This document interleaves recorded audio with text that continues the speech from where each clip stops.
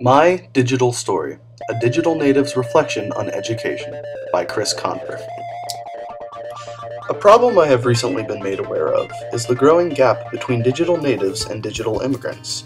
This is made evident every day in our elementary and secondary schools, where seasoned educators fail to comprehend their students' connection with technology, often admonishing them for their dependence on the internet, the Xbox, the iPod, the cell phone, the flat-screen television. And while describing these advances in this manner, paints digital natives in a negative light, a materialistic light. The description is apt. Digital natives, myself included, have grown up surrounded by developing technologies, have been familiar with computers and Nintendo and TV as far back as we can remember. Most modern schools have failed to realize or accept that there is a massive difference between this generation and the one before it. An even greater schism has occurred between the digital natives and the baby boomers, who are unfamiliar with almost all of the technology my generation takes for granted. School for me can be frustrating at times, as it is for all students.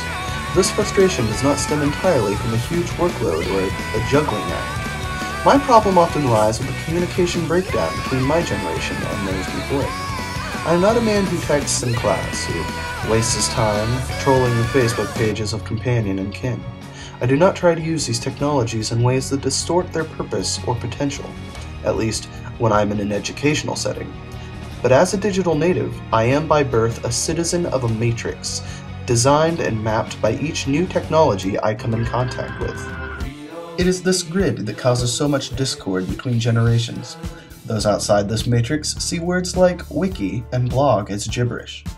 I prefer to use a notebook and pen in class, forgoing the laptop or even a tape recorder, and although I prefer to keep things simple and not try to rely on technology so much, I find myself compelled to introduce technology into the mix at some point.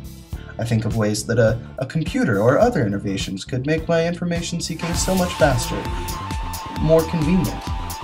In the classroom, only those of ilk nature can truly communicate, as the teacher does not speak our language, a vernacular that didn't exist when he or she was my age. As a digital native and as a student, I grow jaded with the school system.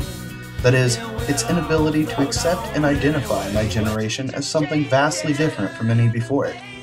Coming to college was a refreshing, although daunting, change, as I could now utilize the internet to assist me with my classes, something encouraged and sometimes required by my professors.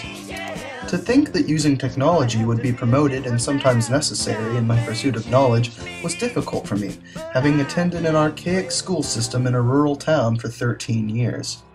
As a digital native, I am now gaining a sense of relief as I am finally in a school that realizes and accepts the symbiotic relationship my generation has with technology.